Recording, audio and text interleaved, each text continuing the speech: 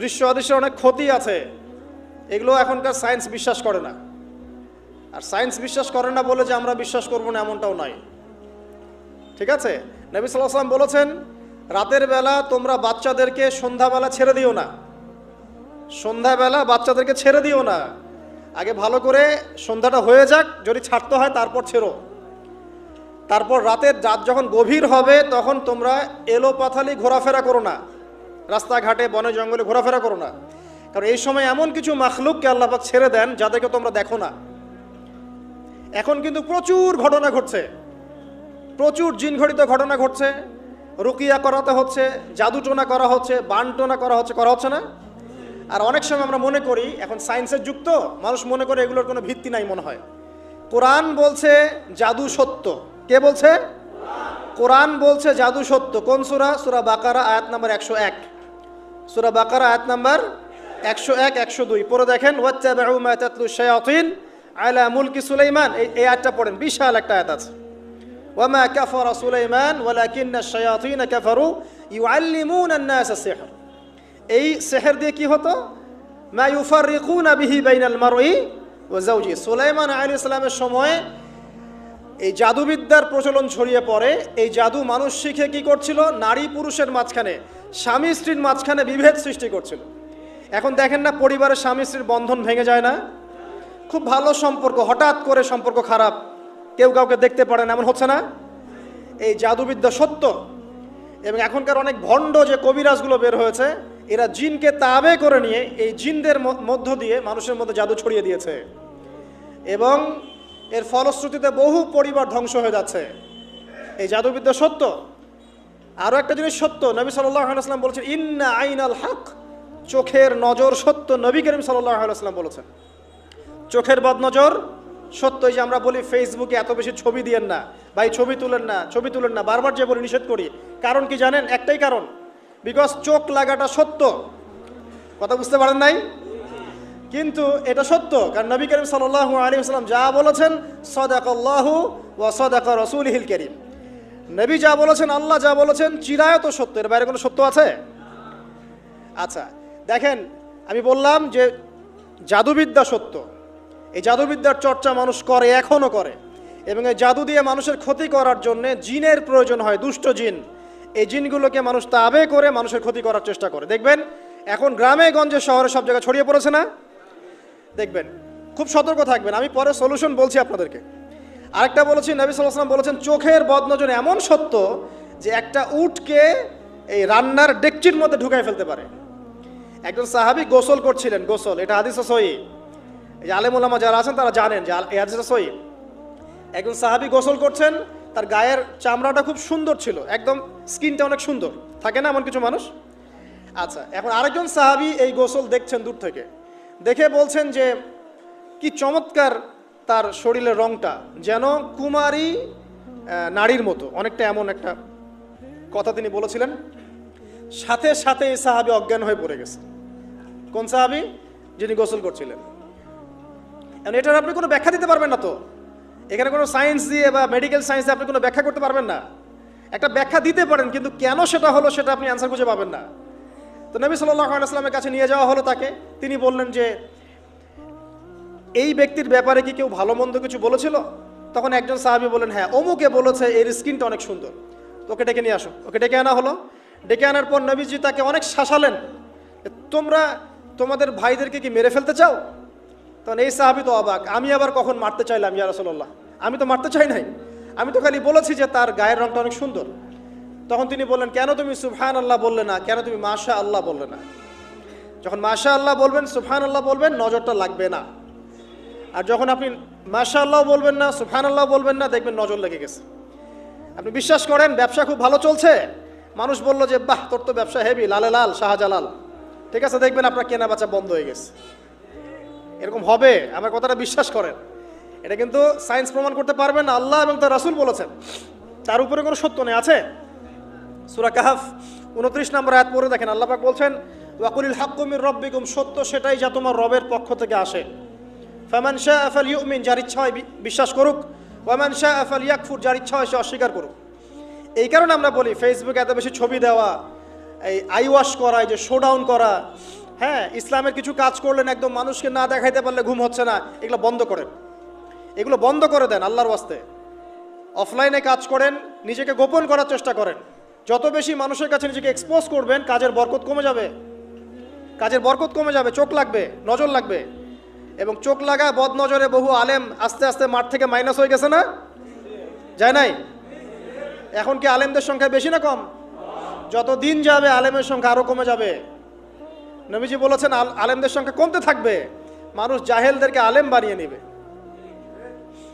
তো প্রিয় ভাইরা, জাদুবিদ্যা সত্য, চোখের বদনজর সত্য, রাতের এই অনিষ্টগুলো সত্য, রাতের বেলা অনেক ক্ষতি আছে। এই জন্য নবীজি বলছেন বাচ্চাদেরকে বাইরে বের করো না, এবং তোমরাও রাত যখন গভীর হবে তখন এদিক ওদিক ঘোরাফেরা করো না। দেখবেন রাত যত গভীর হয় আমাদের শহরগুলো তত জীবিত হয়, তাই না? তাই না? রাত যত গভীর হচ্ছে শহর তত জীবিত হয়। চায়ের দোকানে আড্ডা বেশি, ওই সিনেমা দেখছে, টিভি দেখছে, ক্যারাম খেলছে, লুডো খেলছে। ঘুম নাই। ঘুম কখন? ফজরের আগে আগে। ফজরের নামাজ কিন্তু নাই, ফজরের ঠিক আগে আগে আবার ওই যে জোহরের নামাজের সময় উঠতেছে। এখন আমাকে বলেন, এরকম জেনারেশনকে দিয়ে কি আসলে ইসলামের কোনো খেদমত হবে? আচ্ছা, নবীজি রাতের বেলা আর্লি ঘুমাতেন। আল্লাহ পাক আমাদের সবাইকে তাড়াতাড়ি ঘুমানোর তৌফিক দান করুন। হ্যাঁ, আপনি ইলম চর্চা করলে রাত জেগে থাকতে পারেন, আপনি যদি জ্ঞান চর্চা করেন রাত জাগতে পারেন, আপনি কোনো গবেষণা করছেন, নামাজ পড়ছেন বা কোরআন হিফজ করছেন, আপনি রাতের আর্লি উঠবেন, এটা আলাদা বিষয়। কিন্তু কমনভাবে আমাদের এই যে ফেসবুক, ইউটিউবিং ইত্যাদিতে আমরা লিপ্ত থাকি, সারা রাতটা কাটাই আড্ডাবাজি করে, এগুলো বন্ধ করতে হবে। এগুলো বন্ধ না করলে ফিজিক্যালি আমরা সুস্বাস্থ্যের অধিকারী হতে পারবো না। সারা দিনটা আমাদের একটা কি বলবো অলসতার ভাবে যাবে, এবং দিনের বেলা কাজগুলো ব্যাহত হবে। এতে করে আমাদের উম্মার এই পুরো বড় যে তরুণ প্রজন্ম আছে, এদেরকে আপনি সম্পদে পরিণত করতে পারবেন না। তাই এই সিস্টেমটা চেঞ্জ করা দরকার। নবীজি রাতের বেলা এই সূরা বাকারার শেষে 3টা আয়াত তেলাওয়াত করতেন। আমরা করবো ইনশাআল্লাহ। ইনশাআল্লাহ। আরেকটা আমল বলে দেই, নবী করিম সাল্লাল্লাহু আলাইহি ওয়াসাল্লাম রাতের বেলা সূরা মুলক তেলাওয়াত করতেন। কোন সূরা? এটা কোন সূরা? তাবারাকাল্লাযী বিয়াদিহিল মুলক। কয়টা আয়াত আছে? 30টা আয়াত আছে। নবীজি বলেছেন সাল্লাল্লাহু আলাইহি ওয়াসাল্লাম, এই সূরা আপনাকে কবরের আযাব থেকে বাঁচাবে ইনশাআল্লাহ। কবরের আযাব থেকে তো ভাই বাঁচা খুব সহজ নাকি? আমাদের মধ্যে এমন কেউ নাই, শোনেন, আমাদের মধ্যে এমন কেউ নাই, আলেম জালেম, মুফতি মুহাদ্দিস, রাজনৈতিক নেতা, পলিটিশিয়ান, বিরোধী দল, জাতি, তারপরে যে সরকার দল, যে আছে না কেন, কবরের শাস্তি ফেস করবে না এমন একটা মানুষ নাই, কেউ নাই পৃথিবীতে। এই যে আপনি দেখছেন ওই যে কি ইসরায়েলের প্রধানমন্ত্রী, ওই রাশিয়ার প্রধানমন্ত্রী, ওই চায়নার সভ্যতা, পশ্চিমা সভ্যতা, এমন কেউ নাই পৃথিবীতে এখন যাকে কবরের শাস্তি ভোগ করতে হবে না। আছে? আর আমাদের সাথে যাবে না, গার্লফ্রেন্ড যাবে না, বাপ মা ভাই বোন সবাই যাবে না। একজন ব্যক্তি সুদ খাচ্ছে, জিজ্ঞাসা করে দেখেন কেন খায়, বলবে তার সন্তানের জন্য খায়, তার বউয়ের জন্য খায়, তার বাবাকে দেখতে হবে তাই খায়, তাই না? একজন ব্যক্তি ঘুষ খায়, বলবে আমার পরিবারের জন্য খাই। একজন দুর্নীতি করছে, পুকুর চুরি করছে, বলবে দুর্নীতি করছে আমার পরিবারের জন্য খাই, পরিবার ভালো থাকবে।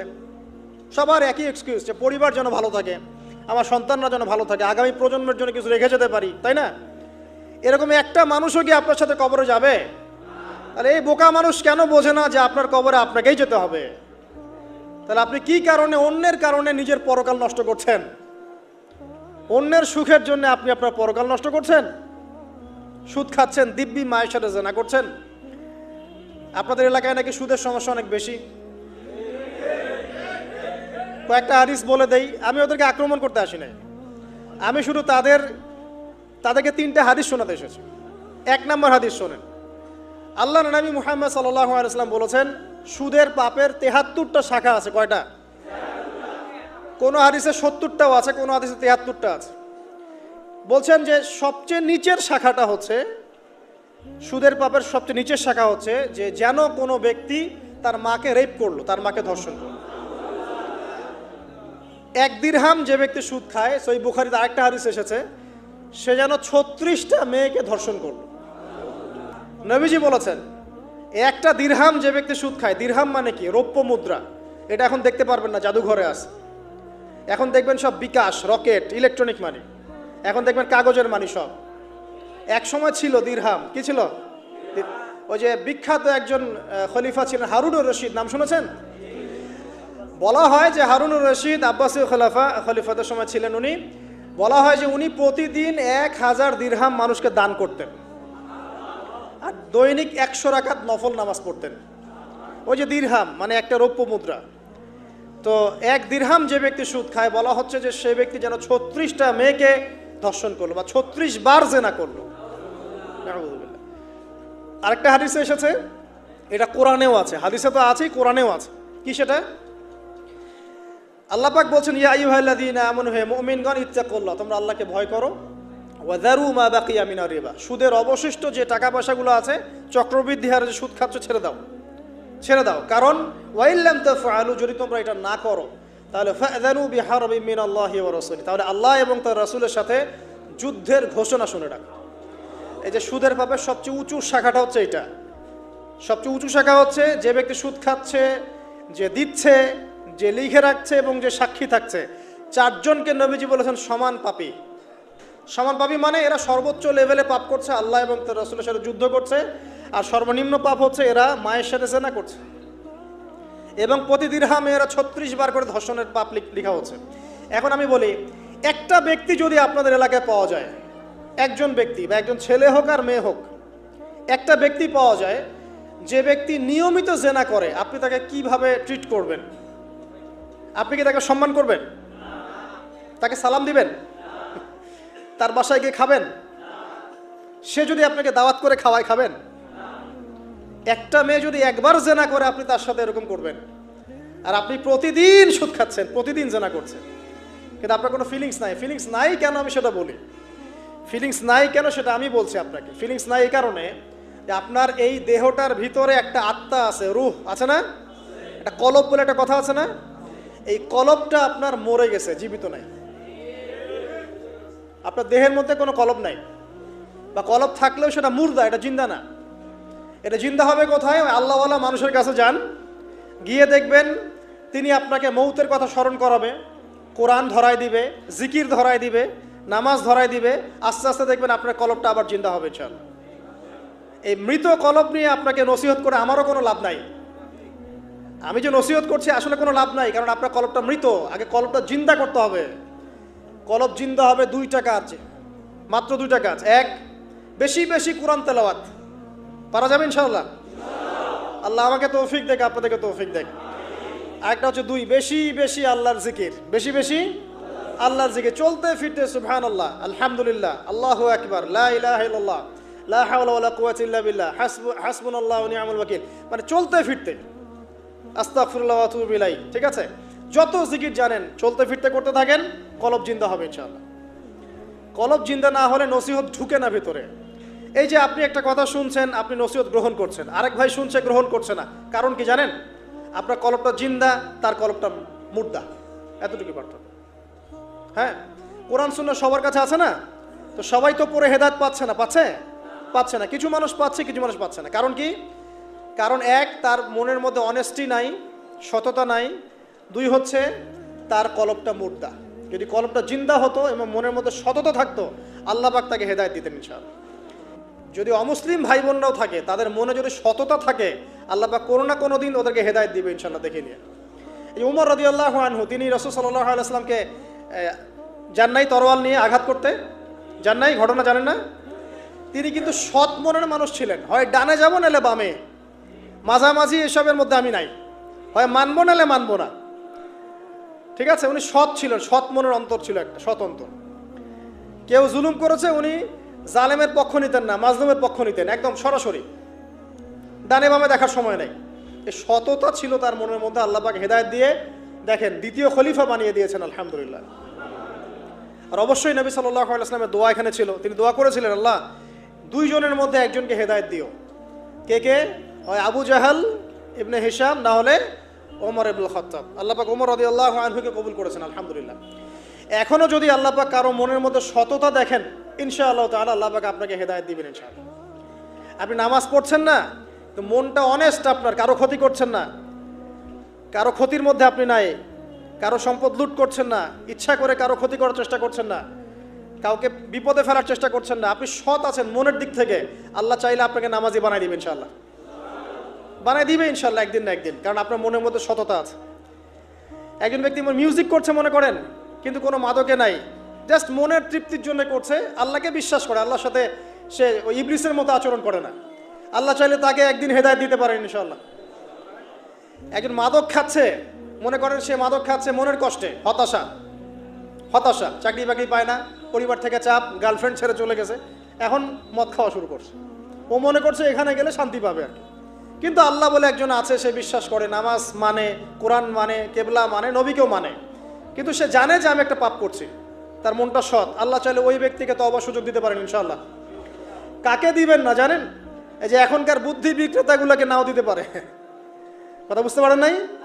যারা জানে যে কোরআন সত্য, যারা জানে যে হাদিস সত্য, যারা জানে ইসলামী চূড়ান্ত ধর্ম, যারা জানে সত্য মিথ্যার চূড়ান্ত মানদণ্ড আল্লাহর ওহী, তারপরেও দুনিয়ার স্বার্থে, পলিটিক্যাল স্বার্থে, সমাজের স্বার্থে সে ইসলামের বিরোধিতা করছে, আল্লাহ পাক এদেরকে হেদায়েত দিবেন না। এত সহজ না, মনটা সৎ হতে হয় আগে। যারা জানে যে কোরআন সুন্নাহ একদম সত্য, চিরায়ত সত্য, তারপরেও এর বিরোধিতা করছে, আল্লাহ পাক আবা ওয়াস্তাকবার, এদেরকে হেদায়েত দেন না। আল্লাহ পাক বলেছেন কোরআনে যে সবাইকে আমি হেদায়েত দিব না, সবাইকে দিব না, বরং বেশিরভাগকেই দিব না। কলিলুম মিন ইবাদিয়াশ শাকুর, আমার শুকরগুজার বান্দা হবে খুবই অল্প, খুবই অল্প। আবার এই উম্মতের মধ্যে আবার ৭৩ দল, তার মধ্যে এক দল জান্নাতে যাচ্ছে, তাই না? মান আলাইহি ওয়া আসহাবি, আমি যার উপরে আছি, আমার সাহাবীরা যার উপরে আছে। তো আল্লাহ পাক আমাদের সবাইকে একটা সৎ হৃদয়ে লালন করার তৌফিক দান করুন। যেটা জানি না হয়তো আমল করতে পারছি না, জেনেছি কোরআনে আছে, জেনেছি হাদিসে আছে, জেনেছি এটা ইসলাম, মানবো ইনশাআল্লাহ। এটা আমার বুঝে আসুক বা না আসুক, আমি বুঝে আসুক বা না আসুক। আর জানছি এটা অন্যায়, এটা অশ্লীলতা, এটা পাপাচার, এটা নাজায়েজ, কোরআন সুন্নাহর মানদণ্ডে এটা চলে না, বাস চলে না। কোরআন সুন্নাহ চলে না, আমিও মানবো না, সিম্পল। আর কোরআন সুন্নাহ চলে না, কেউ যদি জোর করে মানায়, তখন কি করব? তখন হাতটা তুলবেন শেষ রাত্রে হাতটা তুলে বলবেন, আল্লাহুম্মা ইন্না নাজআলুকা ফি নুহুরিহিম ওয়া নাউযু বিকা মিন শুরুরিহিম। আল্লাহ, আমি তোমাকে এই শত্রুদের সামনে দাঁড় করায় দিলাম, তুমি এখন বুঝো। কথা বুঝতে পারেন নাই? আপনি আল্লাহকে বলবেন, আল্লাহ আমরা তোমাকে ইসলামের বিরোধী শক্তি আর মুসলিমদের মাঝখানে দাঁড় করায় দিলাম, তুমি এদের সাথে বোঝাপড়া করো। আল্লাহ, আমার ক্ষমতা নাই। আল্লাহ পাক পারবেন না? আল্লাহ দুর্বল নাকি? অথবা বলবেন, আল্লাহুম্মা কফিনিহিম বিমা শি'তা, আল্লাহ যেভাবে ইচ্ছা তুমি এদের বিরুদ্ধে আমার জন্য যথেষ্ট হয়ে যাও। এই দোয়াটা কে করছিল? কে বলতে পারবেন? সূরা বুরুজ পড়েছেন? সূরা বুরুজ একটা বালকের কথা আছে না? ওই বালককে যে তীর মারা হলো, ওই বালককে মারা হয়, বালক মরে না, পাহাড় থেকে ফেলে দেয়, মরে না, সমুদ্রে ফেলে দেয়, মরে না। পরে বালক বলল যে একটা কাজ করেন, রাজাকে বলছে একটা কাজ করেন, সব জনগণকে মাঠে জড়ো করেন, তারপরে একটা তীর নেন, নিয়ে বলেন যে বিসমিল্লাহি রব্বি হাযাল গোলাম, এই বালকের রবের নামে আমি তীর ছুড়লাম, এটা বলেন, আমি মারা যাব। তো এই বালক নিজের জীবনটা উৎসর্গ করলো এভাবে। তখন ওই স্বৈরাচারী শাসক সে কি করলো? ওই তীরটা বের করে বলছে বিসমিল্লাহি রব্বি হাযাল গোলাম, বলে তীর ছুড়লো, বালকটা মারা গেল, বালকটা শহীদ হয়ে গেল। এবং এই দৃশ্য দেখে সমস্ত এলাকার মানুষ বুঝলো যে আসলে এই রাজা আল্লাহ নয়, এর উপরে একজন আল্লাহ আছে, যার নামে তীর ছুড়লে সে মরছে। তখন এই সবগুলো লোক মুসলিম হয়ে যায়। তারপর ওই রাজা কি করেছে? এই সবাইকে আগুনে ফেলে দিয়েছিল। এটা পড়ে দেখেন, তাফসীর ইবনে কাসির পড়েন, জালালাইল পড়েন, এই যে মারিফুল কোরআন পড়েন, মারিফুল কোরআন নাই বাসায়? মারিফুল কোরআন পড়েন, ওখানে দেখেন সবাইকে আগুনে ফেলে দিয়েছে। শেষমেশ একজন মা আর তার কোলে একটা বাচ্চা। তো মা এখন লাফ দিতে ভয় পাচ্ছে, বাচ্চা আছে কোলে। ঠিক সেই মুহূর্তে ওই বাচ্চা কথা বলে উঠেছে। সে বাচ্চা বলেছে, হে আম্মা, তুমি লাফ দাও, ভয় পেও না, যে আগুন তুমি দেখছো এর নিচে জান্নাত আছে। তো ইতিহাসে 3 জন শিশু কথা বলেছে, দুগ্ধপোষ্য শিশু, তার মধ্যে এই বাচ্চাটা একজন। আরেকজনকে কে বলতে পারবেন? এই তো ঈসা ইবনে মারইয়াম, তিনি কথা বলেছেন না? কথা বলেছেন। তো আল্লাহ পাক চাইলে এটা করতে পারেন না? এমনকি বিজ্ঞান বলবে যে একটা বাচ্চা কথা বলতে পারে, 2 মাসের বাচ্চা, তার মানে আল্লাহ ভুল, বিজ্ঞান সত্য? না বিজ্ঞান ভুল, আল্লাহ সত্য? কোনটা? আপনাদের আকীদা ঠিক করেন। এক কথা, কোরআন সুন্নায় যা আছে এর বাইরে সত্যের কোনো উৎস নাই। আছে?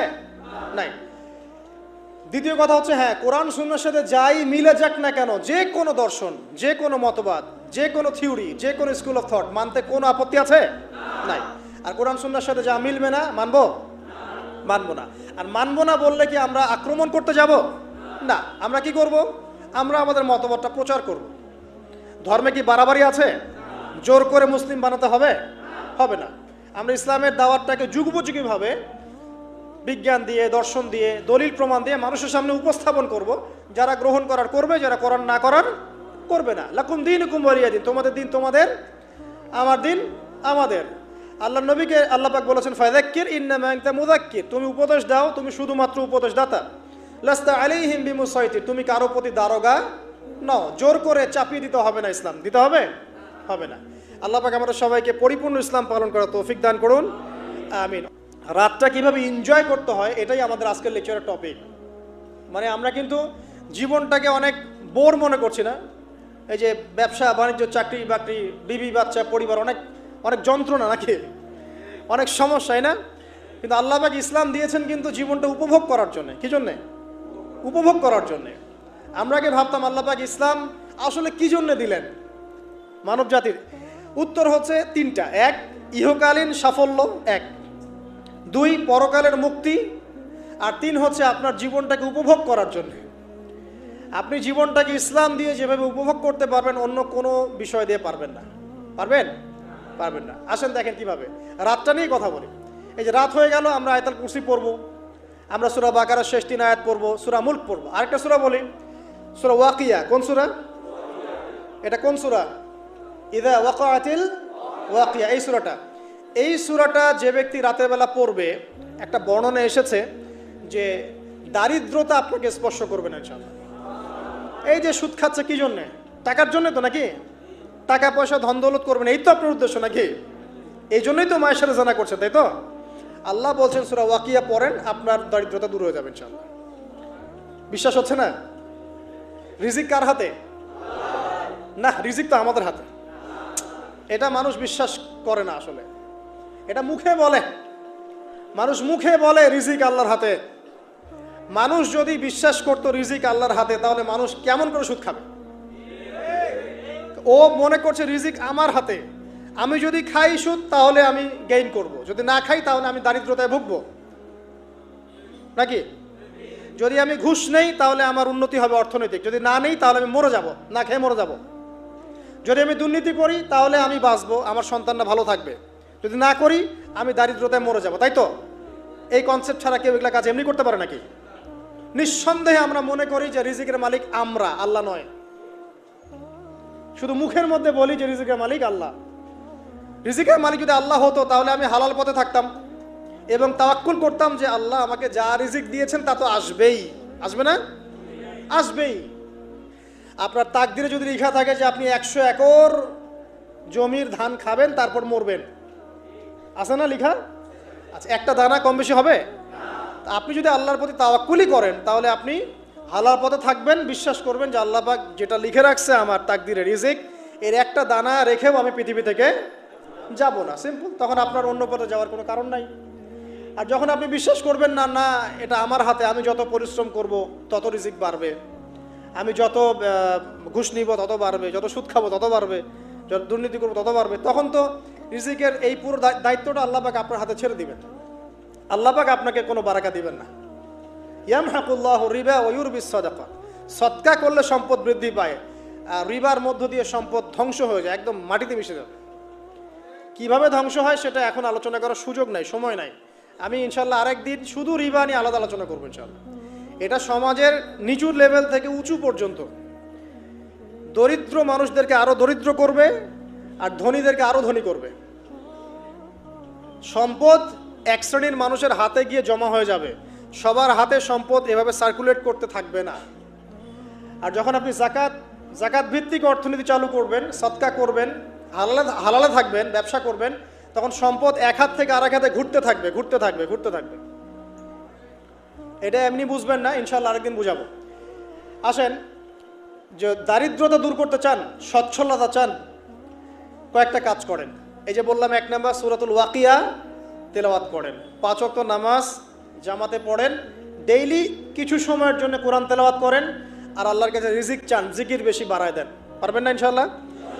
আর একটা দোয়া শিখায় দেই ইনশাআল্লাহ। এই দোয়া করলে রিজিক তো বাড়বেই ইনশাআল্লাহ, আপনার যত ঋণ আছে ইনশাআল্লাহ আল্লাহ পাক শোধ করে দিবেন। বিশ্বাস করলেন না? এই দোয়া শিখাই দিচ্ছি, এই জন্য আমাকে হাদিয়া দেওয়া দরকার, স্পেশালি আমাকে এখন হাদিয়া দেওয়া দরকার। একটা গুরুত্বপূর্ণ দোয়া শিখাই দিচ্ছি। আলী রাদিয়াল্লাহু আনহু বলেছেন, কোনো ব্যক্তির যদি পাহাড়ের সমানও ঋণ থাকে, এই দোয়া যদি আমল করে, আল্লাহ পাক ওই ঋণও শোধ করে দিবেন ইনশাআল্লাহ। আর ঋণ কেমন জানেন? ওই যে এখন মানুষ ঋণ নিচ্ছে 1 কোটি টাকা ব্যাংক থেকে, 2 কোটি টাকা ব্যাংক থেকে, হ্যাঁ, কত বছর, 10 বছরের জন্য, 20 বছরের জন্য বাড়ি করছে, তাই না? তার ধারণা এমন যে সে মারা গেলে তার ঋণটা কেউ না কেউ শোধ করে দিবে, তাই তো?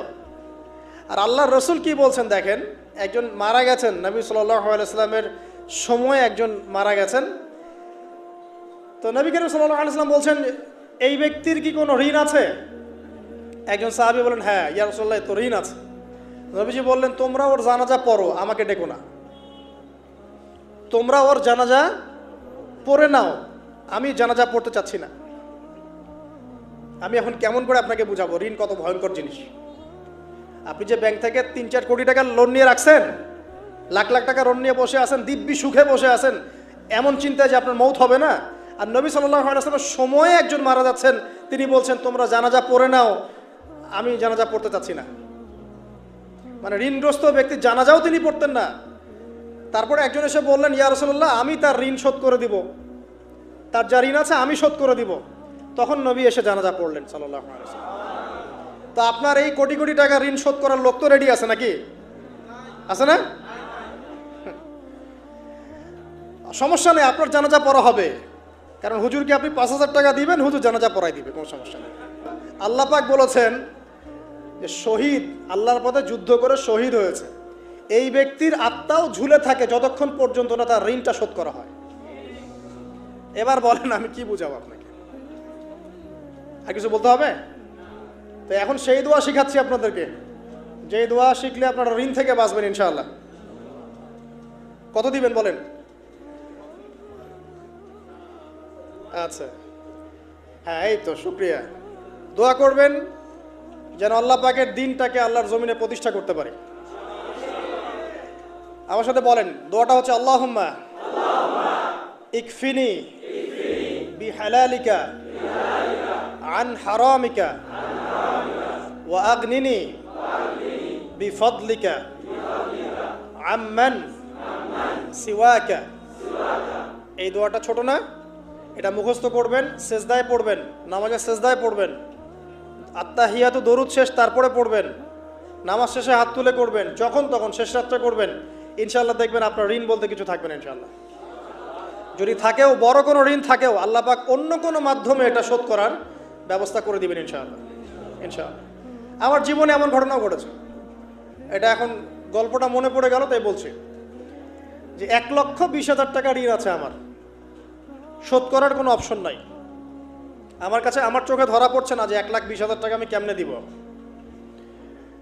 কি হলো, হঠাৎ করে আমরা একটা সার্কুলার দেখলাম যে সারা বাংলাদেশে ইসলামিক ট্যালেন্ট খোঁজা হচ্ছে। 2000, এটা মনে হয় 17 কি 18 সালের কথা, হ্যাঁ 18 না, আচ্ছা 18। তো হ্যাঁ, আলোকিত কেন। তো এখন আমার ওয়াইফ বলছেন যে আপনি এটাতে অ্যাপ্লাই করেন। তো আমি অ্যাপ্লাই করবো, এটা তো আলেম ওলামাদের প্ল্যাটফর্ম, আমি এখানে জেনারেল থেকে আসা মানুষ কেমন করে কি। তো সে বলছেন না, আপনি পারবেন ইনশাল্লাহ, আপনি পড়াশোনা করেন, ইনশাল্লাহ পারবেন। তো আমি দেখছি আগে প্রাইস কি আছে, কষ্ট তো করবো, আগে দেখি পুরস্কারটা কি। তো পুরস্কারটা দেখছি যে একটা ওমরা করাবে। ওমরা করা তো যে কারোর জন্য একটা মানে স্বপ্নের ব্যাপার না, ওমরা করা তো সবাই আমরা খুব পছন্দ করি। আল্লাহ পাক আমাদেরকে বেশি বেশি ওমরা করার তৌফিক দেখ। আর লেখা আছে যে ফার্স্ট প্রাইজ 3 লাখ টাকা, second prize 2 lakh, third prize হচ্ছে 1 লাখ টাকা। তারপর টানা 4 কি 5 মাস দৈনিক 10 থেকে 12 ঘন্টা করে পড়েছি। টানা 4 থেকে 5 মাস দৈনিক 10 থেকে 12 ঘন্টা, নাওয়া খাওয়া সব ওখানেই। আর যতটা সহজ মনে করছেন আসলে কিন্তু প্রতিযোগিতা অত সহজ নয়। আসলে যে কোনো জায়গা থেকে প্রশ্ন আসতে পারে, আকিদা, সিরাত, ইতিহাস, এটা ওইটা, অনেক টপিক, প্রায় 36টা বিভাগ আছে। তো আলহামদুলিল্লাহ কীভাবে জানি আস্তে আস্তে উঠতে পারলাম। গিয়ে দেখলাম যে হ্যাঁ, টিভি রাউন্ডে চলে গেছি। আমি তেমন কিছুই করি নাই, আমি শুধু পরিশ্রম করেছি, আল্লাহর কাছে বেশি থেকে বেশি দোয়া করেছি যে আল্লাহ আমার ঋণ আছে, ঋণ শোধ করতে হবে একটা। এবং আমি চাচ্ছি যে এই প্রোগ্রামের মধ্য দিয়ে দিনের একটা বড় সার্কেল পাওয়া যায়, দিনই প্ল্যাটফর্ম পাওয়া যায়। তো আলহামদুলিল্লাহ আল্লাহ পাকের ইচ্ছায় সেখানে একটা ভালো রেজাল্ট হলো এবং সেখানে ওমরাও করা হলো আলহামদুলিল্লাহ, এবং ক্যাশ তারা খুব তাড়াতাড়ি দিয়ে দিয়েছে। আমি পুরো ক্যাশটা আগে পেয়েই আগে ঋণটা শোধ। এখন এই সময় কিন্তু আমি দোয়াটা করেছি, আল্লাহুম্মা কফিনি বিহালালিকা আন হারামিক ওয়া আগনিনি বিফদলিকা আম্মান সিওয়াক। দেখেন, আমি কিন্তু জানতামও না এমন কোনো প্রতিযোগিতা হবে, আমি সেখানে পার্টিসিপেট করব, ওই ওসিলায় ওমরা করব, ওই ওসিলায় আবার ঋণও শোধ হবে, আমার কিন্তু মাথায় ছিল না। এটাই হচ্ছে আল্লাহ পাকের সেই আয়াত, ওয়া মান ইয়াত্তাকিল্লাহ ইয়াজআল লাহু মাখরাজা। আল্লাহ পাককে যে ভয় করবে আল্লাহ পাক তার জন্য রাস্তা খুলে দিবেন ইনশাআল্লাহ। ওয়া ইয়ারযুকুহু মিন হাইথু লা ইয়াহতাসিব, এবং এমন উৎস থেকে আল্লাহ পাক রিজিক দিবেন যেটা সে কল্পনাও করতে পারে না। এটা আল্লাহ পাক তাওয়াক্কুল রাখেন। জাস্ট ওই ইসমাঈল আলাইহিস সালামের মায়ের মতো হাজরা আলাইহিস সালাম ইব্রাহিম আলাইহিস সালামকে বলছেন, আপনি আমাকে এখানে ছেড়ে যাচ্ছেন কি জন্যে? ইব্রাহিম বলছেন আল্লাহর আদেশে। তখন তিনি বলছেন, তাহলে আল্লাহ আমাকে ফেলে দিবেন ইনশাআল্লাহ। সেই মায়ের গর্ভ থেকে ইসমাইলের মতো সন্তানের জন্ম হলো, যেই সন্তানকে বাবা বলছে যে আমি তোমাকে জবাই করছি, স্বপ্নে দেখেছি, ফানজুর মাদা তারা, তোমার রায় কি? সে বলছে ইয়া আবাতি ফাআল মা তুমার, আপনাকে যে আদেশ করা হয়েছে আপনি সেটাই করেন। সাতাজিদুনি ইনশাআল্লাহু মিনাস সাবিরিন, ইনশাআল্লাহ আপনি আমাকে ধৈর্যশীল পাবেন। দেখেন কোন মায়ের গর্ভ থেকে কোন সন্তান। তাকে কি বাবা মানুষ করেছিলেন? না, তাকে তার মা মানুষ করেছেন। তো ওই রকম তাওয়াক্কুলকারিনী হাজরা আলাইহিস সালামের মতো মা যদি ঘরে ঘরে থাকে, বোন আর স্ত্রী ঘরে ঘরে থাকে, তখন ইসমাইলি প্রজন্ম আসবে ইনশাআল্লাহ। আর আমাদের মতো এই যে এখন দেখছেন না কি হচ্ছে, মারামারি, কাপড় খোলা, কাপড় ছোট, ব্লাউজ সারাসারি, কি চলছে মাশাআল্লাহ। মানে কি যে চলছে ভাই জগতে এখন, বলতেও গা গিনগিন করে, ভাবতেও গা গিনগিন করে। কিছু মানে কিছু নসিহত করব, এটাতেও মন থেকে একটা বাধা চলে আসে যে আসলে কি করব, কি বলবো। মানে একটা বিষয় থাকে না যে পরিস্থিতি এমন খারাপ যে কথা বলার ভাষ্য থাকে না এমন একটা, যে আপনি হতবাক হয়ে গেছেন, বাকরুদ্ধ, আর কি বলবেন। এখন এই বাকরুদ্ধ হওয়ার সময় চলতেছে, মানে বলার আর কি নাই, কিছু নাই, কি বলবেন। আস্তে আস্তে কাপড় খুলতে খুলতে খুলতে খুলতে খুলতে খুলতে এখন বিকিনি পরে ঘুরতে চায়। এন্ড বলে যে কয়দিন পর বিকিনি পরেই ঘুরবে। দেখেন মানুষকে, দেখেন মেয়েরা কলেজে পড়তে গিয়ে মেয়েরা কি করতেছে এখন দেখেন, কলেজে পড়তে গিয়ে মেয়েরা কি করতেছে দেখেন। আর আপনি আপনার মেয়েকে কলেজে ওখানে পড়তে পাঠাচ্ছেন, ওখানে হোস্টেলে রাখছেন, যেখানে একটা মেয়েকে নবী সাল্লাল্লাহু আলাইহি ওয়াসাল্লাম মাহরাম ছাড়া সফর করতে নিষেধ করছেন, সেখানে আপনি আপনার মেয়েকে কোন শিক্ষায় শিক্ষিত করার জন্য রাতের পর রাত সেখানে কাটাচ্ছেন। তারা নিজেরাই বলছে যে মেয়েদেরকে ফোর্সফুলি যৌন কাজে বাধ্য করা হচ্ছে। মানে ইজ্জত চলে যায়, যাক ভাই আমার সার্টিফিকেট চাই, বিষয়টার নাকি ইজ্জত যাক, কতজন আমার সাথে কি করে করুক, বাট আমার একটা সার্টিফিকেট চাই, একটা অনার্সের একটা মাস্টার্সের সার্টিফিকেট চাই। এটা দিয়ে আমি বিসিএস ক্যাডার হব, এটা দিয়ে আমি প্রাইমারি স্কুলের টিচার হব, এটা দিয়ে আমি জাতি গঠন করবো নাকি। পরে এরাই তো আপনার ঘরে বউ হিসেবে আসবে, মানে আপনার কি অবস্থা হবে চিন্তা করেন এখন। তা আমরা আসলে ভাই কোথায় আছি এখন? আল্লাহ পাক আমাদেরকে বোধোদয় দান করুক, দোয়া করি। তবে একটা হাদিস না বললে আমি এখান থেকে সরতে পারতেছি না। এই কথাই নবী সাল্লাল্লাহু আলাইহি ওয়াসাল্লাম বলেছেন, হুবাহু এই কথাই, একদম এইটাই, যে ফিতনা ধেয়ে আসছে, লা ইলাহা ইল্লাল্লাহ, ফিতনা ধেয়ে আসছে। তার স্ত্রী যায়নাব বিনতে জাহাশ তিনি বলছেন, ইয়া রাসূলুল্লাহ সাল্লাল্লাহু আলাইহি ওয়াসাল্লাম আনুহলিকু ওয়া ফিনা সালিহুন, আমাদের মধ্যে সৎ মানুষগুলো থাকা সত্ত্বেও কি আমরা ধ্বংস হয়ে যাব? সুন্দর প্রশ্ন না? নবীজি বলছেন, নাম, তোমরা ধ্বংস হয়ে যাবে। ইযা কাসুরাতুল খাবাস, যখন এরকম নগ্নতা, বেহায়াপনা, অশ্লীলতা ছড়িয়ে পড়বে, তখন সৎ অসৎ, আলেম জালেম সব ধ্বংস হয়ে যাবে। জাতি গঠন করবেন সব ধ্বংস। আল্লাহ পাকের গজব সময়ের ব্যাপার মাত্র। আল্লাহ পাক শুধু আসমানি বালাই দেন না, জমিনি বালাও দিতে পারেন। আল্লাহ পাক মুসলিমে ফাসাদ লাগিয়ে দিতে পারেন। আল্লাহ পাক বহিঃশত্রুকে আপনার উপর চাপিয়ে দিতে পারেন। আল্লাহ পাক দুর্ভিক্ষ দিতে পারেন। আল্লাহ পাক মহামারী দিতে পারেন।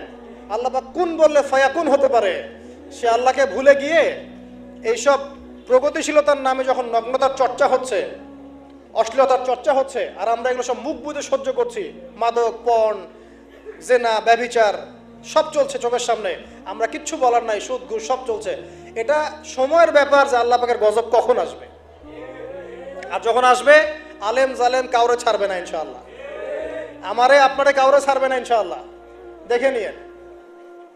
আরেকটা কথা নবীজি বলছেন, দুই শ্রেণীর মানুষ আসবে কিয়ামতের আগে আগে, আমি দেখি নাই।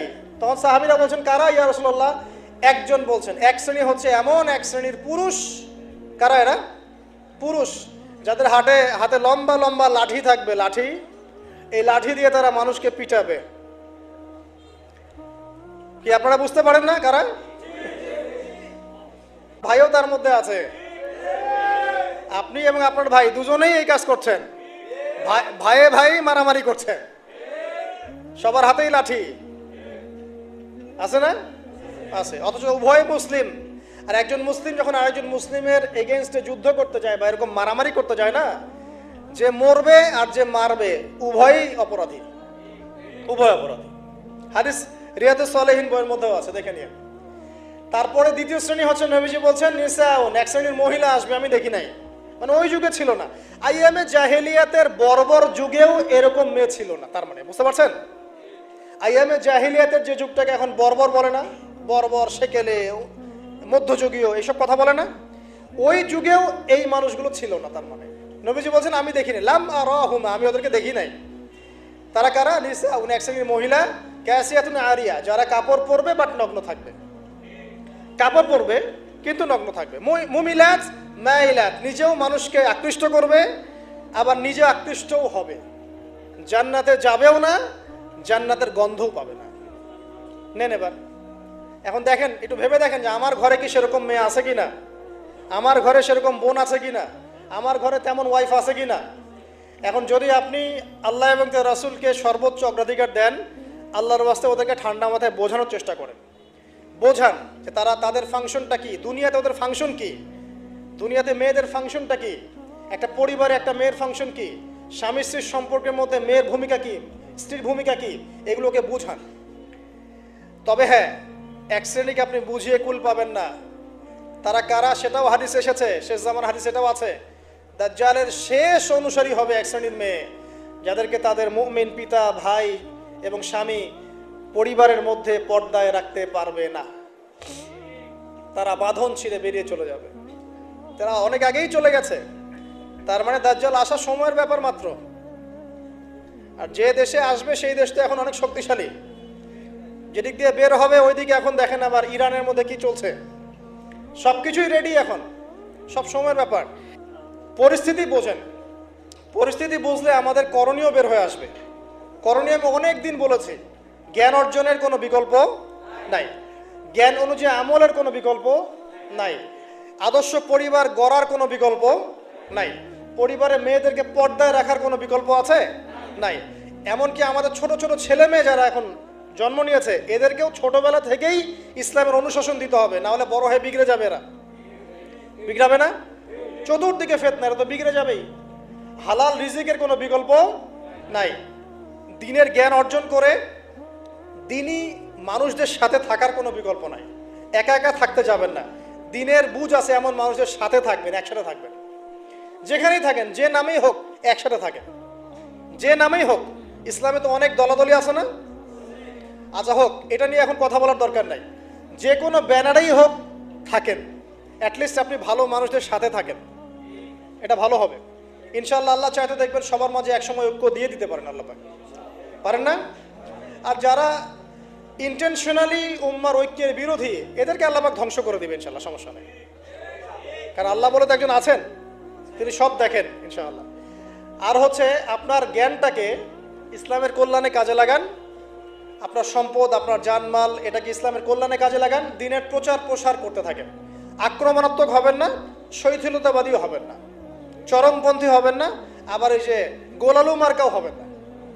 গোলালু কি মানে? সব তরকারিতেই চলে। যখন দেখবে যে একটা বিষয় আসছে, আস্তে করে পাশ কেটে এমন একটা বিষয় নিয়ে কথা বলা শুরু করবে যেটার সাথে এখনকার বিষয়ের কোনো সম্পর্ক নেই। দেখবেন যে পুরো বিশ্বে একটা বিষয় চলছে, দেশ একটা বিষয় নিয়ে গরম, তখন দেখবেন কথা হচ্ছে মেয়েরা নেল পালিশ দিতে পারবে কিনা। মানে সুশ্রী মার্কে ইসলাম নিয়ে চলার দরকার নেই। যখন যেটা সামনে আসবে এটা ফেস করতে হবে, এবং সেটা চরম পন্থায় না, আক্রমণাত্মক ভাবে না, মানুষকে হিকমার সাথে, নসিহতের সাথে ঠান্ডা মাথায় যুক্তি প্রমাণ দিয়ে বুঝাতে হবে। এরপর যারা বুঝবে আলহামদুলিল্লাহ, যারা বুঝবে না এদের দায়িত্ব কারো হাতে? আল্লাহর হাতে। আল্লাহ পাক হয় গজবে শেষ করবেন, না হলে আল্লাহ পাক চাইলে হেদায়েতও দিতে পারে, এটা আল্লাহ পাকের এখতিয়ার। তো আসেন ভাই, এই আমলগুলোর সাথে আর কয়েকটা আমল বলে দেই। সেটা হলো রাতের বেলা অবশ্যই সূরা কাফিরুন একবার পড়বেন। কোন সূরা? এই সূরা যে ব্যক্তি একবার করে পড়বে প্রত্যেক রাতে, আল্লাহ পাক তাকে শিরকের পাপ থেকে বাঁচাবে। কোন পাপ? শিরকের পাপ। আর শিরকের পাপ সবচেয়ে মারাত্মক। যার আমল নামায় শিরকের পাপ আছে, এই আমল নামা জান্নাতে যাচ্ছে না, এটা স্পষ্ট কথা। সূরা নিসার মধ্যেও আছে, অন্য অনেক জায়গাতেই আছে যে আল্লাহ পাক সব গুনাহ মাফ করতে পারেন, শিরকের গুনাহ মাফ করবে। তওবা করলে পরে আল্লাহ পাক মাফ করবে। তওবা করে আবার ইসলামের দিকে আসতে হবে। আল্লাহ পাক তৌফিক ইনায়াত করুন, আমিন। শিরকের পাপ থেকে বেঁচে থাকেন। আর শিরক সম্পর্কে জানার জন্য কিতাবুত তাওহীদ একটা বই আছে, এটা পড়ে। তারপরে রাতের বেলা 33 বার সুবহানাল্লাহ পড়বেন, 33 বার আলহামদুলিল্লাহ পড়বেন, আর 34 বার আল্লাহু আকবার পড়বেন। ঠিক আছে? এরপরে আপনি রাতে আর্লি ঘুমিয়ে যান। যতটুকু সময় ঘুমিয়ে থাকবেন এই সময়টুকু ইনশাল্লাহ আপনার আমল নামায় ইবাদত বলে গণ্য হবে ইনশাল্লাহ। যদি দেখেন রাতে এবার দুঃস্বপ্ন দেখছেন, মানে কারো গায়ে থুতু দিবেন না, থুতু ফেলার ভান করবেন, তারপরে পাশ পরিবর্তন করে ঘুমাবেন। ঠিক আছে? দুঃস্বপ্ন মানুষ দেখতে পারে, আর দুঃস্বপ্ন শয়তানের পক্ষ থেকে দেখানো হয়। আর যদি আপনি পবিত্র অবস্থায় ওযু করে ঘুমান, আমলগুলো করে ঘুমান, দরুদ শরীফ পড়তে পড়তে ঘুমিয়ে যান, বা আল্লাহুম্মা বিইসমিকা আমুতু ওয়া আহইয়া পড়ে আল্লাহ জিকির করতে করতে ঘুমিয়ে যান, আপনি আল্লাহর হুকুমে সত্য স্বপ্নও দেখতে পারেন। এটাও হাদিসে আছে, সত্য স্বপ্ন বলে একটা বিষয় আছে। সত্য স্বপ্ন দেখেন, ভালো স্বপ্ন যেটা আপনার মনের মধ্যে আনন্দ দিচ্ছে, তাহলে আপনি প্রিয় কোনো মানুষকে বলবেন, আপনার মা, আপনার স্ত্রী, বা আপনার কাছের কেউ। ঠিক আছে? আর দুঃস্বপ্ন দেখলে কাউকে বলতে যাবেন না। যদি দুঃস্বপ্ন দেখেন, উঠে 2 রাকাত নফল নামাজ পড়ে আল্লাহর কাছে দোয়া করবেন, আল্লাহ এই স্বপ্ন আমি দেখেছি, এর অনিষ্ট থেকে আল্লাহ তুমি আমাকে বাঁচাও। প্রয়োজনে একটু সাদাকা করবেন। আর দান সদকা তো এখন মানুষ কমিয়ে দিয়েছে নাকি? মানুষ সমিতিতে টাকা ঢালতে প্রস্তুত, আল্লাহর পথে দান করতে চায় না। তো এদের সম্পদে কোনো বরকত হবে না ইনশাআল্লাহ। যত বেশি আল্লাহর পথে দান করবেন, সম্পদ বাড়বে ইনশাআল্লাহ। তারপরে চলে আসেন, এইভাবে রাতে আমলগুলো গুছিয়ে শেষ রাত্রে ওঠার চেষ্টা করে। আমি যে বললাম রাতটাকে এনজয় করার জন্য আল্লাহ পাক বলেছেন, একদম শেষ রাত্রে আল্লাহ পাক ওঠার তৌফিক সবাইকে দান করুন, আমাকে আপনাদের সবাইকে দান করুন, আমি। শেষ রাত বলতে কোনটা? রাতকে 3 ভাগে ভাগ করতে হবে। কয় ভাগে? একদম শেষের অংশ, মনে করেন যে 1টা থেকে 4টা বা 5টা বা 1:30 থেকে 5টা, এই যে অংশটা আছে না, এটা হচ্ছে শেষের অংশ। এই অংশটা এত বেশি মূল্যবান, এই সময় মানুষ ঘুম থেকে উঠে যে দোয়া করে, লা ইলাহা ইল্লাল্লাহ ওয়াহদাহু লা শারীকা লাহু লাহুল মুলকু ওয়া লাহুল হামদ ওয়া হুয়া আলা কুল্লি শাইইন কাদির, এরপরে বলে সুবহানাল্লাহ, আলহামদুলিল্লাহ, ওয়া লা ইলাহা ইল্লাল্লাহ, ওয়াল্লাহু আকবার, লা হাওলা ওয়া লা কুওয়াতা ইল্লা বিল্লাহ, আল্লাহুম্মা গফিরলি, এরপরে হাত তুলে দোয়া করলে যা চাবেন তাই পাবেন। আল্লাহ রাব্বুল আলামিন হাদিসে কুদসির মধ্যে বলেছেন, শেষ রাতের এই অংশে আল্লাহ পাক প্রথম আসমানে নেমে আসেন।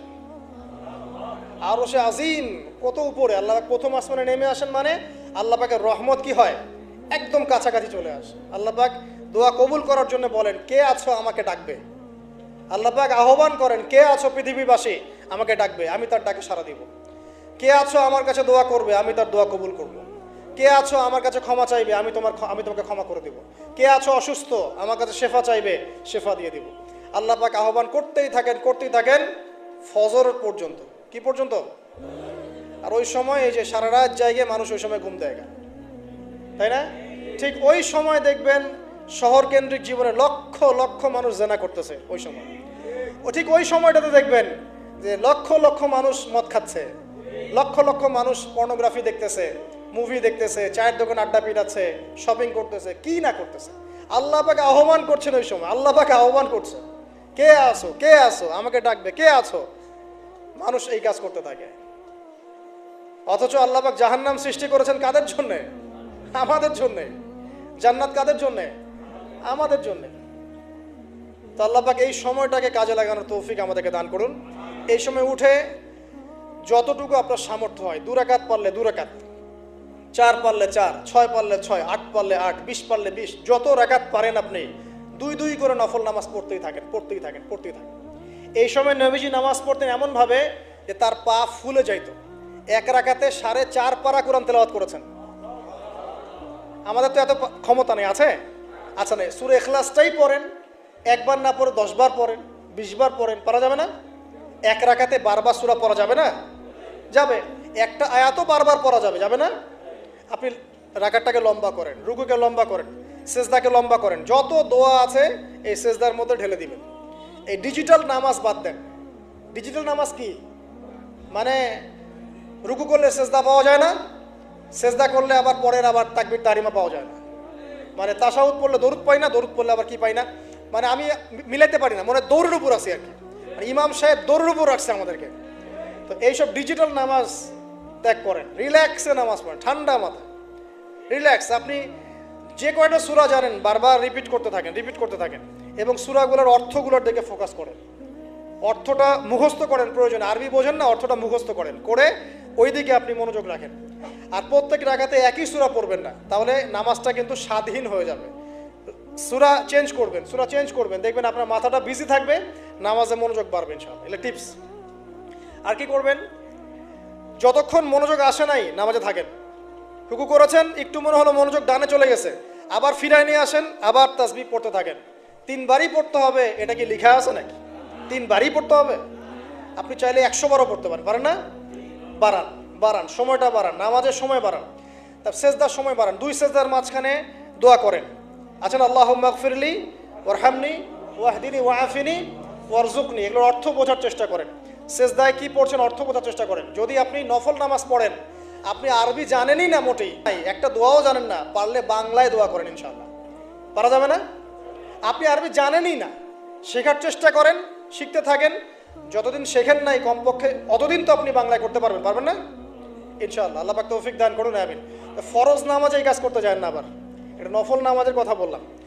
আচ্ছা, এত যে দোয়া নিয়ে ফিকির, হুজুরকে ডেকে এনে দোয়া করান, মায়ের জন্য দোয়া, বাপের জন্য দোয়া, কুলখানি 40টা, কত কি করেন। শেষ রাত্রে হাতটা তুলে আল্লাহর কাছে দোয়া করেন। দোয়ার আগে খালি একবার বলবেন, আগে আল্লাহর প্রশংসা করবেন, বলবেন আলহামদুলিল্লাহ, তারপরে বলবেন আল্লাহুম্মা সাল্লি আলা মুহাম্মদ, মানে প্রথমে আল্লাহর প্রশংসা, তারপরে রাসূল সাল্লাল্লাহু আলাইহি ওয়াসাল্লামের প্রতি দরুদ, তারপরে বলবেন রব্বিক ফিরলি, আল্লাহ আমাকে মাফ করো। এরপরে আপনি আপনার দোয়া করবেন, যত দোয়া আছে, আধা ঘন্টা লাগুক, 1 ঘন্টা লাগুক, দোয়া করতেই থাকবেন। চোখ দিয়ে পানি না বের হওয়া পর্যন্ত চেষ্টা করতেই থাকবেন, পারবেন না? মানে আল্লাহর কাছে কবুল করায় নিবই এরকম একটা ভাব। আর এই যে সবচেয়ে বড় ওসিলা, একদিন বলে দিয়েছিলাম, আল্লাহর কাছে সবচেয়ে বড় ওসিলা দিয়ে দোয়া করবেন। অনেক ওসিলা আছে, যেমন আপনি দোয়া করতে পারেন, আল্লাহ আমি যে এতক্ষণ এই যে আমি 8-10 রাকাত নামাজ পড়লাম, আল্লাহ এই ওসিলায় তুমি আমাকে এটা দান করো। আল্লাহ আমি এই যে কোরআন তেলাওয়াত করেছি, খতম করলাম, এই ওসিলা আল্লাহ তুমি আমাকে এটা দান করো। আল্লাহ আমি গতকালকে এই যে 1000 টাকা সদকা করেছি, এই ওসিলা আল্লাহ পাক তুমি আমার বিপদ দূর করে দাও। এটা ভালো কাজ হচ্ছে ওসিলা। আর সবচেয়ে বড় ওসিলা হচ্ছে আল্লাহ পাকের তাওহীদ, লা ইলাহা ইল্লাল্লাহ। আল্লাহকে বলবেন, আল্লাহ তোমার তাওহীদের ওসিলায় তোমার কাছে আমি এইটা চাচ্ছি, ওইটা চাচ্ছি। দেখবেন ইনশাআল্লাহ আপনার রিজিক যদি হালাল হয়, ওই রিজিকে যদি সুদ না থাকে, আর ঘুষ না থাকে, আর দুর্নীতি না থাকে, ইনশাআল্লাহ আপনার দোয়া কবুল হবে।